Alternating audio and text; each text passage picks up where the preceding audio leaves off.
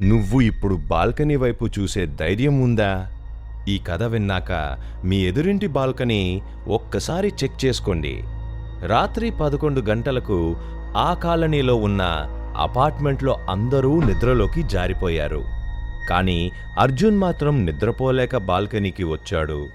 అప్పుడు అతను ఎదురుగా ఉన్న అపార్ట్మెంట్ 5వ అంతస్తు బాల్కనీలో చూశాడు. అక్కడ ఒక చిన్న అమ్మాయి నిలబడి ఉంది, ఆడుతూ ఉంది. అర్జున్ దాన్ని నవ్వుతూ చూస్తున్నాడు.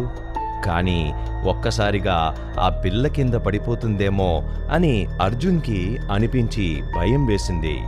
అప్పుడు అతను వెంటనే కేక వేశాడు. ఆ పిల్లకి వినిపించలేదు. వెంటనే అతను తన అపార్ట్మెంట్ దిగి ఆ పిల్ల ఉన్న అపార్ట్మెంట్కి వెళ్ళాడు.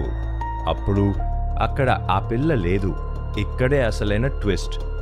అర్జున్కి గుండె ఆగిపోయింది అది చూసి. అది ఏంటంటే ఆ బాల్కనీ నుంచి తన అపార్ట్మెంట్ బాల్కనీకి చూశాడు. ఇప్పుడు ఆ పిల్ల అక్కడ ఆడుకుంటుంది. వెంటనే అర్జున్కి భయం వేసి ఆ కాలనీ నుంచి ఖాళీ చేసి వెళ్ళిపోయాడు. ఆ ప్లేస్లో మీరు ఉంటే ఏం చేస్తారో కామెంట్లో చెప్పండి.